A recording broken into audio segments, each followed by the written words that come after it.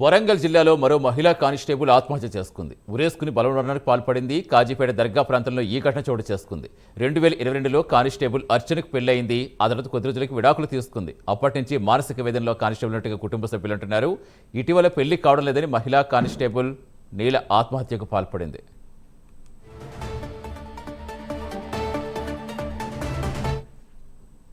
పూర్తి సమాచారం ఇచ్చేందుకు మా కరెస్పాండెంట్ తిరుపతి జనవుతున్నారు. తిరుపతి, అసలు ఏం జరిగిందని ఇంకా కుటుంబ సభ్యులు చెప్తున్నారు?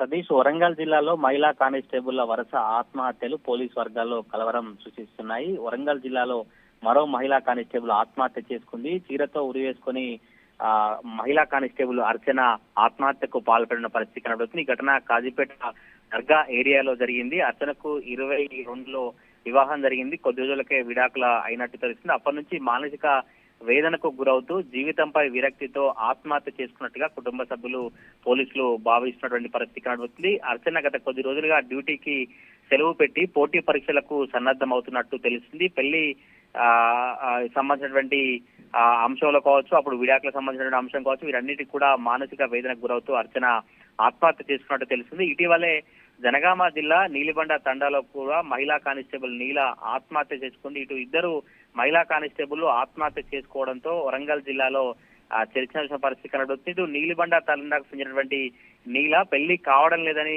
ఆమె ఆత్మహత్య చేసుకున్నారు. వరంగల్ పోలీస్ కమిషనరేట్ లో విధులు నిర్వహిస్తున్నారు. పెళ్లి సంబంధాలు కుదరడం లేదని మనస్తాపానికి గురై అప్పుడు చున్నీతో ఉరిగేసుకుని నీల ఆత్మహత్య చేసుకున్నటువంటి పరిస్థితి కనబడుతుంది. ఇటు తాజాగా కాజీపేట ప్రాంతంలో అర్చన మహిళా కానిస్టేబుల్ ఆత్మహత్య చేసుకోవడంతో ఇద్దరు మహిళా కానిస్టేబుల్ వరుసగా ఆత్మహత్యలు చేసుకోవడంతో ఎందుకు ఇలా ఆత్మహత్య చేసుకుంటున్నారు, ఎందుకు ధైర్యంగా ఉండలేకపోతున్నారు, సమస్యలు వస్తే వారు పోలీసు ఉద్యోగంలో చేస్తున్నారు, పోలీసు ఉద్యోగంలో ఎంతో ధైర్యంగా విధులు నిర్వహిస్తారుగా, వారికి సొంత కష్టాలు కావచ్చు, ఇబ్బందులు వస్తే వాటిని తీర్చేటువంటి మార్గాలను పరిష్కారాలను ఎత్తుకునేలాగా ఉండాలి. కానీ ఇలా ఆత్మహత్యలు చేసుకుంటే అదే పరిష్కారం కాదు కదా అంటూ కూడా ప్రజా సంఘాలకు సంబంధించిన వారు కావచ్చు, వరంగల్ జిల్లా వారంతా అభిప్రాయాన్ని వ్యక్తం చేసే పరిస్థితి కనబడుతుంది. ఇప్పుడు వరంగల్ జిల్లాలో మాత్రం ఇద్దరు మహిళా కానిస్టేబుల్ల ఆత్మహత్యలు అయితే కలవరం సృష్టిస్తున్నాయి. Satish, thank you Tirupati.